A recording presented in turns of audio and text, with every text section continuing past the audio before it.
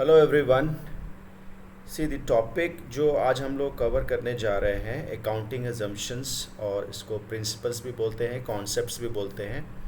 ये काफ़ी important concept है, ओके। और एग्ज़ामिनेशन में मान के चलिए कि ये क्वेश्चन आने ही वाला है, ठीक है। तो इसको ढंग से प्रिपेयर करना है और इसको समझना सबसे ज़्यादा इम्पॉर्टेंट है, राइट। तो पहले समझने की कोशिश करते हैं कि ये है क्या, राइट। तो जैसा कि आपको स्क्रीन पे दिख रहा होगा अभी, ठीक है, होता क्या है ये बेसिक अकाउंटिंग अजम्पशंस के बारे में पहले जान लेते हैं, ठीक है। ये होता क्या है, accounting assumptions can be defined as a set of rules. ये एक रूल्स होते हैं, प्रोसीजर्स होते हैं, right, that ensures the business of an organisations are conducted efficiently and as per the standard defined by financial accounting standard board, ठीक है। अब जैसा कि आपने अकाउंटिंग में पढ़ा हुआ है, राइट, कि जो भी कोई भी ट्रांजैक्शन होता है तो उसको इमिडिएटली रिकॉर्ड करते हैं, राइट। रिकॉर्ड करते चलते हैं, जर्नल्स बनाते हैं, लेजर्स बनाते हैं, देन फाइनल अकाउंट्स बनाते हैं, राइट, ठीक है। तो सपोज़ कीजिए, ऐसा मान के चलिए कि अगर ये सारे रूल्स नहीं होते, राइट, कुछ अगर रूल्स नहीं होते, जैसे कि आपको कैसे पता है कि जर्नल पहले बनाना है, लेजर बनाना है, राइट। तो ये सारी चीज़ें बनाई हुई हैं, एक सर्टन पैटर्न है इसका, राइट। तो वो रूल्स एंड रेगुलेशंस बनाए गए हैं और उसको किसने बनाया है, फाइनेंशियल अकाउंटिंग स्टैंडर्ड बोर्ड बनाया है, राइट। होता क्या है कि रूल्स एंड रेगुलेशन जब बनता है ना, ठीक है, तो एक सर्टन रूल, अब जैसे ट्रैफिक रूल बना हुआ है फॉर एग्जांपल समझने के लिए, राइट। तो ट्रैफिक रूल में सबको पता है कि अपने बाएं साइड में चलना है, राइट। तो सब लोग उसको फॉलो करते जाते हैं। अगर कुछ रूल नहीं बना होता तो जिसको जहाँ समझ में आता वो वैसे वहाँ पे ट्रैवल करता, राइट। वैसे ही अगर अकाउंटिंग का रूल नहीं बना होता तो जिसको जैसे मन होता उस तरीके से अपनी बुक की अकाउंटिंग कर लेता, राइट। कहीं पे पेज के पीछे लिख लेता, पता नहीं याद रहता कि नहीं रहता, बिकॉज अकाउंटिंग के भी बहुत सारे बेनिफिट्स हैं, राइट। ये आपकी मेमोरी को इरेज नहीं होने देता है, ये रिकलेक्ट करता है आपकी मेमोरीज़ को, राइट। एज एंड व्हेन जब आपको रिक्वायरमेंट होती है कोई भी ट्रांजेक्शन रेफ़र करने के लिए कि आज से 1 साल पहले क्या हुआ था, तो वो उसको आप तुरंत रेफ़र कर लेते हैं, राइट। तो एक रूल एंड रेगुलेशन बना होना चाहिए, राइट। जैसा कि भारत का संविधान है तो उसमें रूल्स एंड रेगुलेशंस बने हुए हैं जिसको सब लोग फॉलो करते हैं, राइट। वैसे ही अकाउंटिंग को एक सही तरीके से चलाने के लिए अकाउंटिंग एजम्पशंस की रिक्वायरमेंट थी, जिसको फाइनेंशियल अकाउंटिंग स्टैंडर्ड बोर्ड ने बनाया और जिसको फॉलो करना पड़ता है, ठीक है। तो ये जो डेफिनेशन जो लिखा हुआ है स्क्रीन पे, ये आपको याद करना पड़ेगा और ये आपको लिखना पड़ेगा, ठीक है। ये क्या होता है फिर से एक बार देख लीजिए। It is defined as a set of rules that ensures the business of an organisations are conducted efficiently and as per the standards defined by, मतलब जो स्टैंडर्ड डिफाइन किया गया है रूल में फाइनेंशियल अकाउंटिंग स्टैंडर्ड बोर्ड द्वारा, उसको follow करना है जितने भी ऑर्गेनाइजेशंस है, राइट। देखो, दो चीज़ें इसमें लिखनी होंगी आपको। It defines the mechanism, mechanism मतलब क्या होता है, वो फ्रेमवर्क, एक blueprint, right, for reporting financial transactions in the financial statement, कि कैसे आपको उसको नोट करना है ट्रांजैक्शंस को। और सेकंड क्या है, there are rules that it is mandatory for the companies to conduct their business operations and reporting mechanism. Same चीज़, ठीक है। रूल्स एंड प्रोसीजर्स जो भी स्टैंडर्ड्स हैं उसको आपको ये लिखना है, राइट। अब देखते हैं कि कौन कौन से वो रूल्स हैं, कौन कौन से वो अजम्पशंस हैं जिसको फॉलो करना है कंपनीज़ को, जो भी अकाउंटिंग जो भी रिकॉर्ड करते चलेंगे, तो उनके लिए रूल्स एंड पोजीशंस क्या क्या हैं वो सारी चीज़ें देख लेते हैं, ठीक है। अगर हम बेसिक अकाउंटिंग अजम्पशंस की बात करेंगे तो उसमें 3 अकाउंटिंग अजम्पशंस जो कि इम्पॉर्टेंट है पढ़ना है, वो है, सबसे पहला जो है वो है गोइंग कंसर्न कॉन्सेप्ट, ठीक है। अब जैसा कि नाम से प्रतीत होता है कि गोइंग कंसर्न मतलब ये कुछ ऐसी चीज़ है जो चलने वाली है, ठीक है, मतलब बीच में रुकने वाली नहीं है। गोइंग कंसर्न मतलब गोइंग मतलब चला जा रहा है, राइट। तो इसमें ऐसा मानते हैं कि जो भी इंटिटी है, जो भी फर्म है, जो भी ऑर्गेनाइजेशन है, अब जैसे कंपनी को क्या बोलते हैं, इंटिटी भी बोलते हैं, फर्म भी बोलते हैं, ऑर्गेनाइजेशन भी बोलते हैं। तो ऐसा मान के नहीं चलना है कि सिर्फ आज के लिए ही है वो, राइट, कल उसका कोई अस्तित्व नहीं रहेगा, राइट। तो ऐसा नहीं है, ठीक है। अकाउंटिंग अगर कुछ हम कर रहे हैं ट्रांजेक्शन्स, दैट मीन्स उसका यूज़ फ्यूचर में होने वाला है। तो ये आपको मान के चलना है कि कंपनी जो एग्जिस्ट करेगी वो फ्यूचर में भी एग्जिस्ट करेगी, राइट। तो वो चीज़ें आपको इस डेफिनेशन के थ्रू समझ में आ जाएगा।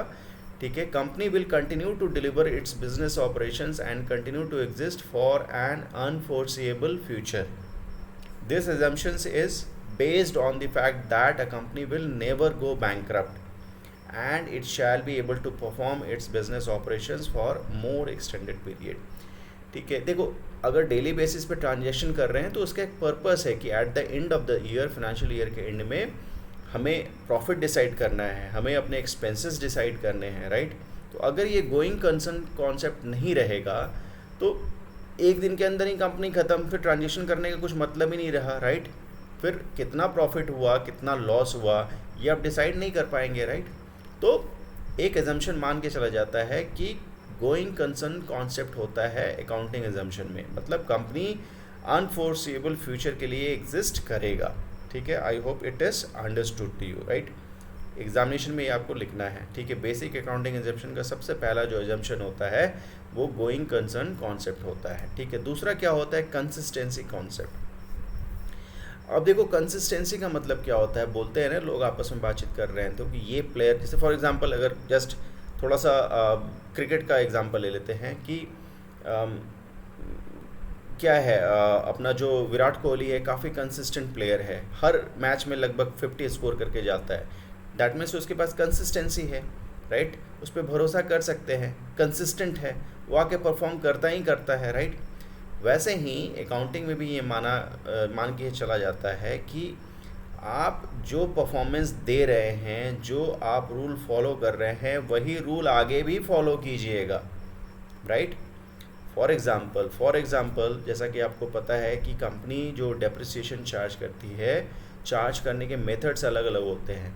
ठीक है, स्ट्रेट लाइन होता है, डिक्लाइनिंग बैलेंस मेथड होता है, डबल डिक्लाइनिंग बैलेंस मेथड होता है. ठीक है, तो ऐसा नहीं होना चाहिए कि एक साल स्ट्रेट लाइन मेथड यूज़ करे और अगले साल डबल डिक्लाइनिंग मेथड यूज़ कर दे, फिर उसके अगले साल स्ट्रेट लाइन यूज़ करे. मतलब जब अपना मन करे तब कोई भी मेथड यूज़ कर ले और जब मन करे तो उसको चेंज कर ले. ऐसा नहीं होना चाहिए, कंसिस्टेंट होना चाहिए, राइट. और अगर चेंज करने की ज़रूरत पड़ती है तो उसको बताना है, आपके जो भी स्टेक होल्डर्स हैं, शेयर होल्डर्स हैं, उनको बताना है. और आप किसके थ्रू बताइएगा, ये एनुअल रिपोर्ट में जो नोट्स टू अकाउंट्स रहता है उसमें आपको डिटेल में एक्सप्लेन करना है कि आपने मेथड को चेंज किया है. ठीक है, और क्यों चेंज किया है ये भी आपको बताना होगा. ठीक है, तो बेसिकली कंसिस्टेंसी कॉन्सेप्ट बोलता है कि जो अकाउंटिंग जो रूल आप फॉलो कर रहे हैं, सेम अकाउंटिंग रूल फ्यूचर में भी फॉलो होगा, राइट. तो ये इसका डेफिनेशन रहा. Consistency assumes that the same accounting guidelines are followed from one period to the next. Changes only occur occasionally. कभी कभी ही होता है. ठीक है, accounting policies are suppose to be consistent from period to period, right. और अगर change है तो आपको नोट्स टू अकाउंट्स में ये बताना पड़ेगा. ठीक है, कंसिस्टेंट का मतलब समझ लीजिएगा कंसिस्टेंसी होनी चाहिए. ठीक है, अगर आप पढ़ने में अच्छे हैं तो ये मान के चलना है कि आप फ्यूचर में भी पढ़ने में अच्छे होंगे. ठीक है, उसको क्या बोला जाता है, कंसिस्टेंट प्लेयर बोला जाता है. ठीक है, जो अगला जो अकाउंटिंग एजम्पशन है जिसको बेसिक अकाउंटिंग एजम्पशन में रखते हैं वो होता है अक्रूवल एजम्पशन. ठीक है, ये भी काफ़ी इंपॉर्टेंट है. This is very important. Accrual का मतलब क्या होता है कि देखो कभी कभी क्या होता है ना कि वैसे तो अच्छा माना जाता है कि जो सेल्स अगर कंपनी करती है, कोई भी प्रोडक्ट बनाती है प्रॉफिट करने के लिए, तो कंपनी रेवेन्यू कमाती है. रेवेन्यू किसके थ्रू, सेल्स के थ्रू, राइट. तो जब सेल्स होता है तो ये हमेशा ज़रूरी नहीं है कि वो कैश में ही हो, राइट. कभी कभी क्रेडिट सेल्स भी हो जाता है जिसके पैसे बाद में मिलने वाले होते हैं, राइट. तो देखो ऐसा तो नहीं होता ना कि अगर क्रेडिट सेल्स कर दिया तो वो सेल्स नहीं माना जाएगा, क्योंकि वो भी सेल्स है, राइट. तो अक्रूवल कॉन्सेप्ट में बोलता है कि as and when sales happen irrespective of whether it is a credit sales और कैश सेल्स, पैसा आए या ना आए उसको रिकॉर्ड कर देंगे. मतलब पूरा का पूरा सेल्स आपको रिकॉर्ड करना है, राइट. चाहे वो सेल्स हो या एक्सपेंस हो. ठीक है, एक्सपेंस के लिए भी ये एप्लीकेबल है. एक्सपेंस अगर फ्यूचर में होने वाला है लेकिन आज उसको आपने दे दिया है, ठीक है, लेकिन आज उसको आपने एग्रीमेंट में ले लिया है, बट वो पैसा फ्यूचर में देना है, लेकिन उसको आज ही आपको रिकॉर्ड करना पड़ेगा. ये ज़रूरी नहीं है कि सब कुछ कैश के रूप में ही हो. ठीक है, तो ये कॉन्सेप्ट बोलता है कि accrual accounting recognises transactions as soon as they occur. जैसे ही होगा उसी दिन उसकी एंट्री हम लोग अपने फाइनेंशियल स्टेटमेंट में कर देंगे, रिगार्डलेस ऑफ वेदर कैश और कैश इक्विवेलेंट आर रिसीव्ड और पेड। तो ये थोड़ा ध्यान में रखिएगा, ठीक है। इसके अलावा एक जो आता है प्रिंसिपल, उसको कहते हैं कंजर्वेटिज्म प्रिंसिपल। कंजर्वेटिव का मतलब क्या होता है? देखो, कंजर्वेटिव जो वर्ड है ना, वो एग्रेसिव का अपोजिट है। एग्रेसिव का मतलब क्या? तुरंत जो रिएक्ट कर देता है उसको क्या बोलते हैं? एग्रेसिव बोलते हैं। कंजर्वेटिज्म का मतलब क्या है? जो ट्रेडिशनल अप्रोच को फॉलो करते हैं, बहुत ही उदासीन लोग होते हैं, मतलब बहुत ही कंजर्वेटिव नेचर के होते हैं, वो चेंज को पसंद ही नहीं करते हैं, राइट। समझ में आ रही है बात, राइट। तो देखो, इसमें क्या होता है ना कि कंजर्वेटिव अप्रोच ये बोलता है कि देखो, इसमें एक तो होता है, सपोज आपने कुछ गुड्स खरीदा है, राइट। सपोज आपने कुछ इन्वेंट्री खरीदी है, ठीक है, आज से करीब 3 महीने पहले ख़रीदा होगा, राइट। तो उसका कुछ प्राइस होगा, बट इन्वेंट्री की वैल्यू तो हर दिन समान नहीं होता, राइट। 2 महीने के बाद प्राइस अगर चेंज हो गया, ठीक है, हो सकता है प्राइस उसका बढ़ गया हो सकता है प्राइस घट गया हो, बट आपने अभी तक सेल नहीं किया है, राइट। तो अभी वो प्रोडक्ट जो है मार्केट में सेल हुआ नहीं है, आपके पास इन्वेंट्री में पड़ा हुआ है, राइट। तो अगर उसका जो प्राइस है, फॉर एग्जांपल उसका जो प्राइस घट गया है, राइट। फॉर एग्जांपल आपने 5,000 का कुछ ख़रीदा था, इन्वेंट्री था, राइट। अब आज उसकी वैल्यू घट के, आज के दिन में उसकी वैल्यू घट के वो 4,500 हो गई है, तो उसकी एंट्री 4,500 की बनेगी। आप अपने बुक्स में उसकी वैल्यू 4,500 दिखाएंगे। क्यों दिखाएंगे? बिकॉज कंजर्वेटिज्म प्रिंसिपल बोलता है कि what ever is the lower value that exist that you will record in your books, ठीक है। तो 5,000 और 4,500 में लोअर वैल्यू कौन सी है? 4,500 की है, तो वो आप रिकॉर्ड करेंगे, ठीक है। देखो, इसका जो डेफिनेशन जो आप लोग लिखिएगा उसको समझ लीजिए। Conservatism principle requires that when there are 2 acceptable alternatives for recording an item, the one that is least likely to overstate assets. देखो, पर्पस ये है कि जो आपके जो एसेट्स हैं और इनकम है, जो बैलेंस शीट में और इनकम स्टेटमेंट में, वो आपको ज़्यादा नहीं दिखाना है किसी भी कीमत पे, ठीक है। कभी कभी क्या होता है ना, कंपनीज लालच में अट्रैक्ट करने के लिए इन्वेस्टर्स को कि प्राइस हम ज़्यादा वाला दिखाएं, ठीक है। जो कॉस्ट जो था 5,000 का था, ठीक है, लेकिन एक्चुअली में उसकी वैल्यू जो घट के 4,500 की हो गई है, बट कंपनी वाले चाहेंगे कि नहीं, हम अपना इन्वेंट्री का वैल्यू तो कम क्यों दिखाएं, वही दिखाएंगे जो पिछले बार वाला ज़्यादा था, राइट। तो उससे क्या होगा? बैलेंस शीट अच्छा दिखेगा। तो ऐसा नहीं होना चाहिए। अकाउंटिंग स्टैंडर्ड क्या बोलता है? जो उसकी एक्चुअल कीमत आज मार्केट में है वही आपको दिखानी है, ठीक है। तो थोड़ा सा कंजर्वेटिज्म अप्रोच लेके चलना है, ठीक है। कंजर्वेटिव नेचर का होना है आपको, ठीक है। ट्रू पिक्चर आपको सामने रखनी है, ठीक है। मतलब ओवर स्टेट नहीं करना है। ओवर स्टेट का मतलब क्या होता है? इन्फ्लेट करना, बढ़ा चढ़ा के दिखाना, ठीक है, एसेट्स को और इनकम को, तो वो नहीं करना है, ठीक है।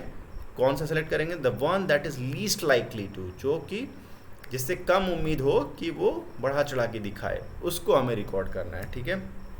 अब जैसे देखो, ये एक एग्जांपल है, इसके थ्रू आपको ज़्यादा समझ में आएगा, ठीक है। देखो, March 31, 2023 the inventory of XYZ company had a cost of इतना, but its market value is इतना, ठीक है। According to which accounting principle should the company record its inventory at the lower of cost of market value, ठीक है। तो ये कौन सा अकाउंटिंग प्रिंसिपल होगा? तो ये होगा आपका कंसिस्टेंसी होगा। क्या कंसिस्टेंसी क्या बोलता है? कि जो अकाउंटिंग रूल पिछले साल फॉलो हुआ था वो इस साल भी फॉलो होगा, तो ये तो होगा नहीं। अभी हमने थोड़ी देर पहले पढ़ा था, ठीक है। कॉस्ट प्रिंसिपल एज इफ़ हमने अभी तक कुछ पढ़ा नहीं है, ठीक है। डिस्क्लोजर प्रिंसिपल भी अभी तक हमने कुछ पढ़ा नहीं है, राइट। तो बच गया ये कंजर्वेटिज्म प्रिंसिपल। कंजर्वेटिव में हमने पढ़ा था ना, मार्केट प्राइस और जो कॉस्ट प्राइस होता है, जो भी लिस्ट होता है उसको रिकॉर्ड करते हैं, ठीक है। तो ये जो इन्वेंट्री रिकॉर्ड होगा वो कंजर्वेटिज्म प्रिंसिपल के अकॉर्डिंग रिकॉर्ड होगा। आई होप आपको समझ में आ गया होगा। फिर से एक बार समझना है तो वीडियो को रोक के एक बार रिवाइंड करके फिर से देखो, ये सारी चीज़ें समझ में आ जाएंगी, ठीक है।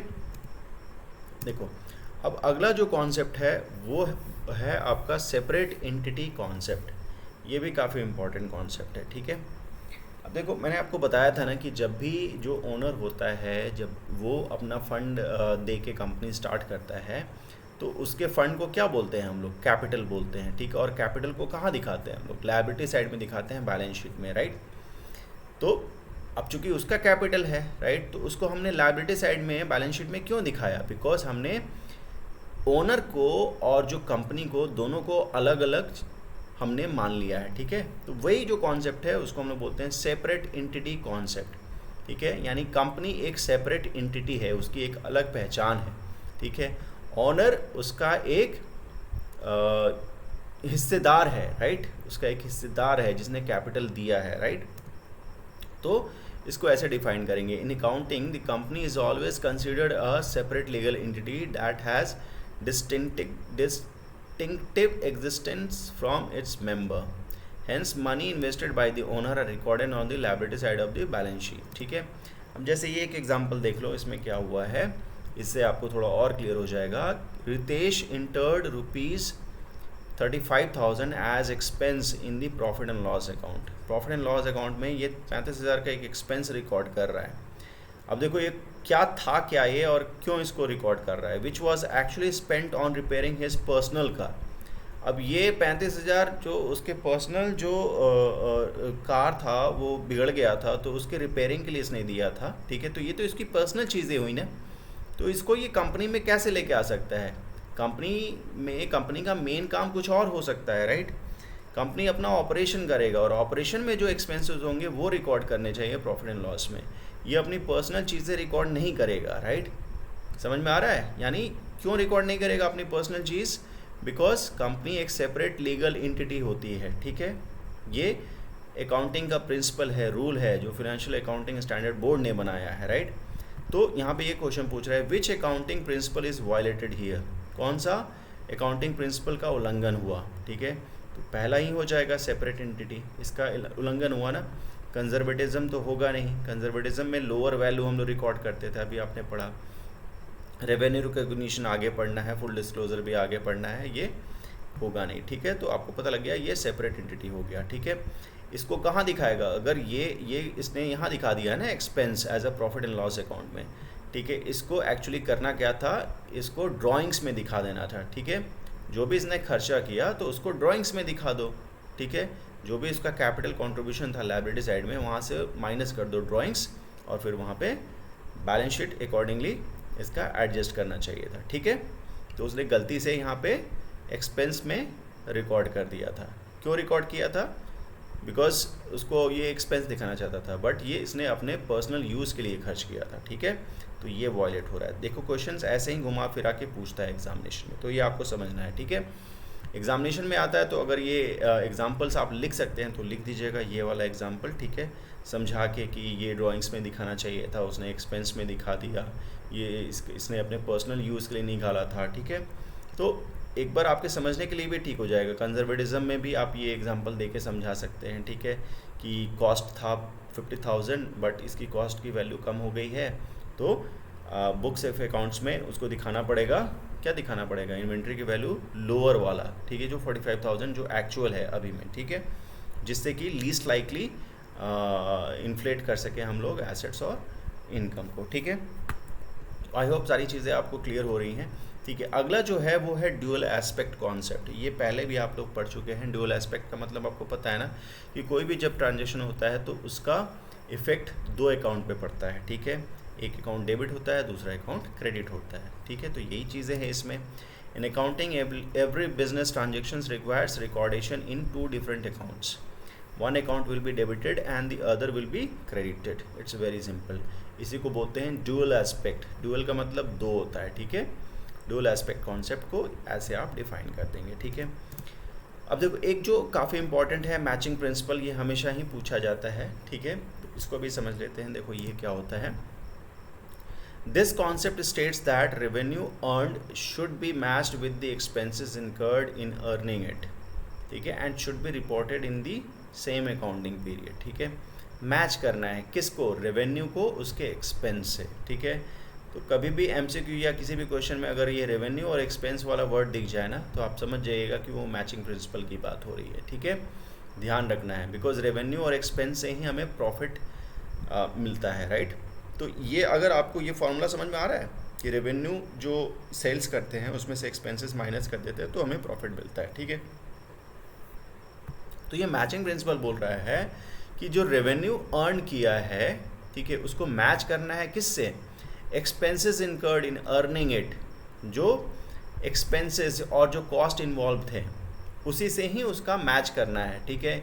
ये नहीं कि एक्सपेंसेस किसी और में इनकर हुए थे और रेवेन्यू किसी और चीज़ से आए तो उसको हम लोग लेके प्रॉफिट निकाल रहे हैं। नहीं, प्रॉफिट निकालना है तो सेम चीज़ का निकालना पड़ेगा जिसको बेच के आपको रेवेन्यू मिला है और जिसको खरीदने में आपको कॉस्ट लगा था, ठीक है। और it should be reported in the same accounting period, ठीक है। मैचिंग का मतलब क्या है, सेम चीज़ के लिए रेवेन्यू और सेम चीज़ के लिए एक्सपेंस को जब कंपेयर करेंगे, मैच करेंगे, तब हमें प्रॉफिट मिलता है, ठीक है। अब इसको एक एग्जांपल के तौर पे समझ लो। सपोज देखो, कॉस्ट ऑफ 100 लेमन्स, किसी दुकानदार ने 100 लेमन जो है वो कहीं से ख़रीद के लाया बेचने के लिए और 5 रुपये की दर से लेके आया। टोटल उसका खर्चा कितना हुआ था, 500 रुपये, ठीक है। अब रेवेन्यू वो सिर्फ 70 बेच पाया, ठीक है। 100 लेके आया था, सिर्फ 70 बेच पाया, बट 70 को उसने 8 रुपये के हिसाब से बेचा तो 560 रुपये उसने कमाए, ठीक है। तो प्रॉफिट आप कैसे निकालिएगा, प्रॉफिट 560 माइनस 500 कीजिएगा, नहीं, ये सही तरीका नहीं हुआ मैच करने का, बिकॉज आपने सिर्फ 70 बेचे हैं। आप कितने लाए थे, 100 लेके आए थे, ठीक है। तो 100 को 70 के साथ कंपैरिजन नहीं कर सकते, आपको 70 और 70 का कंपैरिजन करना पड़ेगा।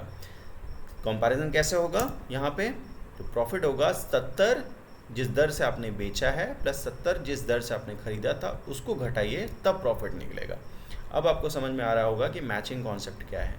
मैचिंग कॉन्सेप्ट में जो रेवेन्यू होता है वो करेक्ट रेवेन्यू सेम आइटम का जो उसके कॉस्ट से जो हम कंपेयर करेंगे तो जो प्रॉफिट निकलेगा, तो हम जाके उसको बोलेंगे कि this is following our matching principle, ठीक है।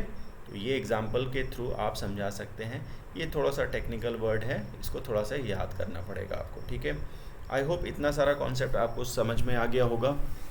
अगर इतना समझ में आ गया है, राइट, तो आई hope it is sufficient for you, ठीक है। इतना एग्ज़ाम में ज़रूर लिख दीजिएगा, ठीक है, सारे के सारे concepts and principles. Accounting assumptions में या अकाउंटिंग प्रिंसिपल कुछ भी आता है। देखो यहाँ पे जो रिमेनिंग 30 अनसोल्ड लेमन्स जो था will be recorded in the balance sheet as inventory, ठीक है। प्रॉफिट इतना का तो दिखा देंगे, बाकी जो रूल बोलता है वो बोलेगा 30 जो अनसोल्ड है उसको रख देंगे कहाँ पे, वो तो इन्वेंट्री है ना, आपका बैलेंस शीट में चला जाएगा, ठीक है। सारे अकाउंटिंग कॉन्सेप्ट्स आपको पता है, but the only thing is कि यहाँ पे प्रेजेंट कैसे करना है वो जानना ज़्यादा इम्पोर्टेंट है, ठीक है। तो आज के लिए बस इतना ही। आई होप सारे कॉन्सेप्ट्स क्लियर होंगे, ठीक है। And thank you so much for your time and all the best. Thank you so much.